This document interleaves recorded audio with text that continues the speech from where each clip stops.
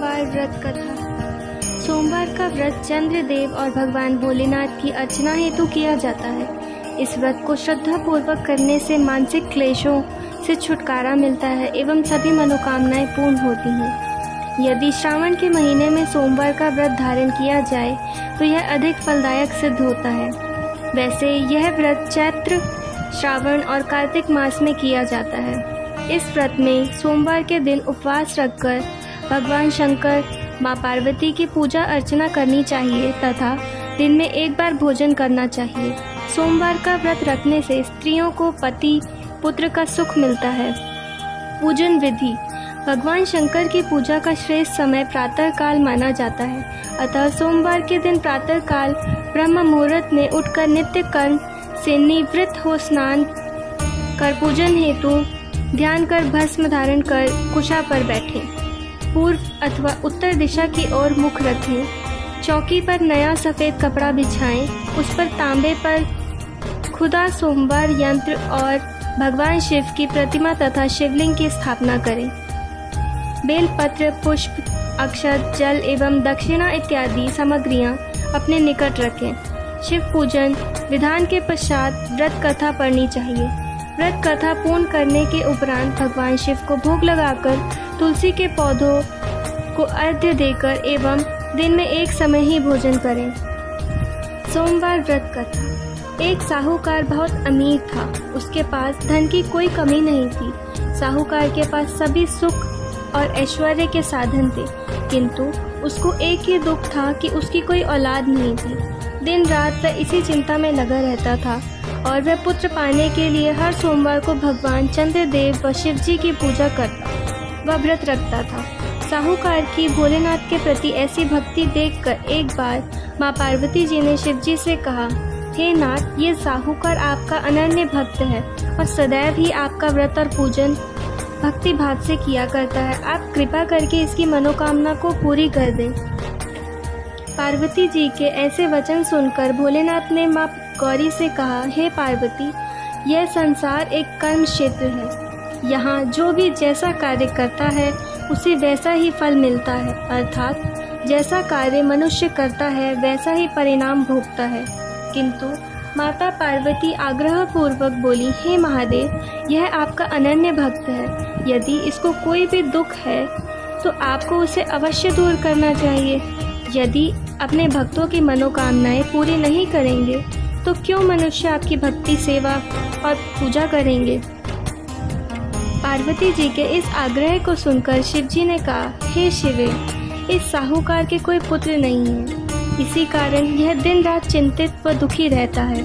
इसके भाग्य में संतान ना होने पर भी मैं इसे पुत्र प्राप्ति के लिए वरदान देता हूँ, किंतु इसका पुत्र केवल 12 वर्ष तक ही जीवित रह सकता है। इसके बाद वह मर जाएगा। इससे अधिक मैं इस साहूकार के लिए कुछ नहीं कर सकता। यह सब बातें साहूकार सुन रहा था। उसे यह सारी बातें सुनकर ना कोई खुशी हुई और ना ही कोई दुख। वह पूर्ववत शिव की पूजा व व्रत करता रहा। कुछ समय पश्चात साहूकार की पत्नी गर्भवती हो गई और 10वें महीने में उसने एक बहुत ही सुंदर पुत्र को जन्म दिया। साहूकार के घर में बहुत खुशियां मनाई गईं, किंतु साहूकार ने अपने पुत्र की 12 वर्ष की उम्र जानकर कोई खुशी प्रकट नहीं की और इस संबंध में किसी को कोई भेद भी नहीं बताया। वह बालक धीरे धीरे बड़ा होने लगा। जब वह बालक 11 साल का हो गया तो बालक की माता ने साहूकार से उसके विवाह के लिए कहा, किंतु साहूकार ने कहा कि मैं इसे काशी जी पढ़ने भेजूंगा। साहूकार ने अपने साले को बुलाकर कहा कि तुम इस बालक को काशी पढ़ाने ले जाओ और इसे विधिवत शिक्षा ग्रहण कराओ। साहूकार ने उसको बहुत सा धन देकर कहा कि रास्ते में जहाँ कहीं भी ठहरो वहाँ यज्ञ और ब्राह्मणों को भोजन कराते जाओ। इस प्रकार वह दोनों मामा भांजे रास्ते में यज्ञ करते, दान देते और ब्राह्मणों को भोजन कराते जा रहे थे। रास्ते में एक शहर पड़ा। उस शहर में राजा की कन्या का विवाह था। एक अन्य राजा का लड़का बारात लेकर आया था, लेकिन वह एक आंख से काना था। लड़के के माता पिता को इस बात की चिंता थी कि वर को देखकर कन्या के माता पिता विवाह में किसी प्रकार की अड़चन न डालें। इसी कारण जब उन्होंने साहूकार के अति सुंदर बेटे को देखा तो उसके मन में विचार आया कि क्यों ना इस लड़के से विवाह का कार्य पूर्ण करा लिया जाए।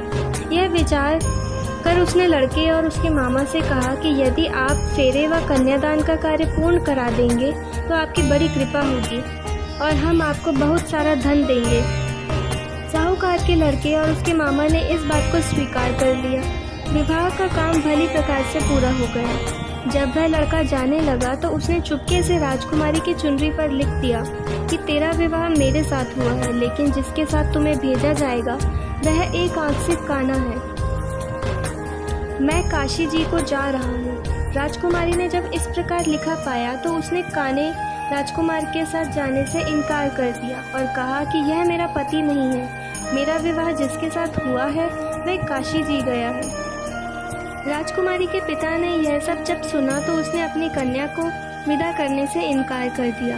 बारात वापस चली गई।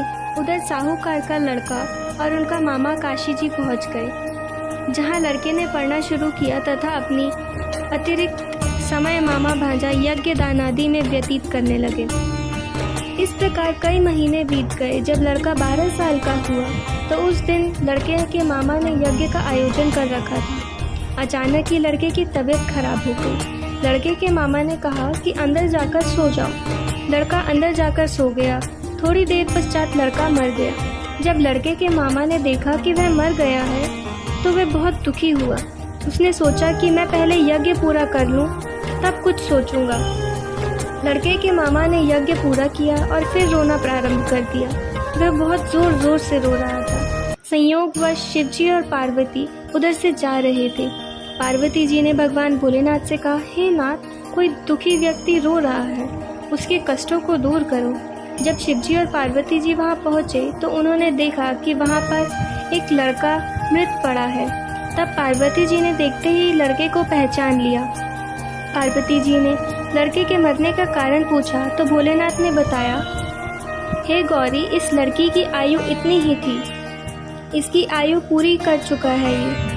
तब पार्वती जी ने विनम्रता पूर्वक कहा, महाराज, कृपा करके आप इस लड़के को जीवित कर दीजिए, नहीं तो इसके माता पिता इसके वियोग में तड़प तड़प कर अपनी जान दे देंगे।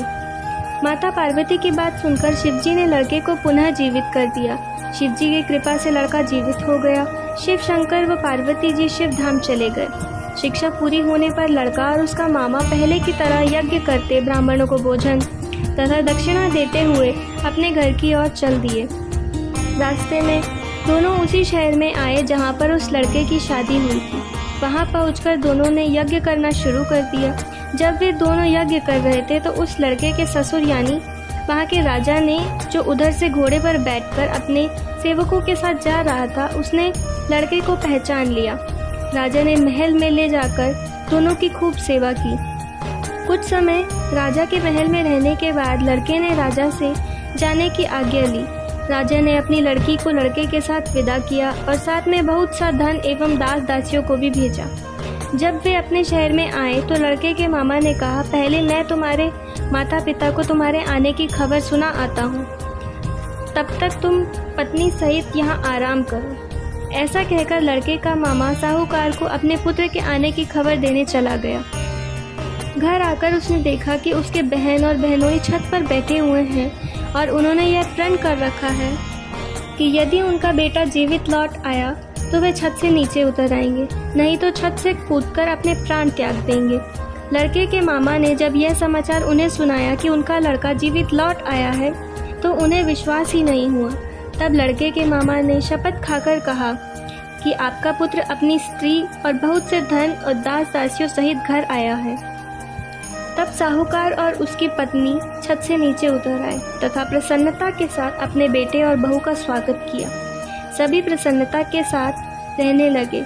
इस प्रकार भक्ति भाव से जो भी प्राणी सोमवार के व्रत का पालन करता है तथा प्रेम पूर्वक इस कथा को सुनता है या पढ़ता है तो उसके सभी कष्ट दूर होते हैं, सारी मनोकामनाएं पूर्ण होती हैं और इस लोक में सभी सुख सुविधाओं को भोग कर अंत में उसे शिवलोक की प्राप्ति होती है।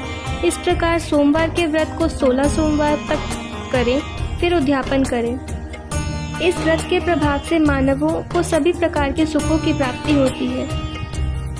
विशेष महत्व। इस व्रत के बारे में कहा गया है कि ग्रहण आदि में जप, ध्यान, हवन, उपासना, दान आदि सत्कार्य करने से जो फल मिलता है वही फल सोमवार के व्रत से मिलता है। श्रावण में केदारनाथ का ब्रह्म कमल से पूजन, दर्शन, अर्चन तथा केदार क्षेत्र में निवास का विशेष महत्व है। इससे भगवान शंकर की प्रसन्नता और शिव की कृपा प्राप्त होती है।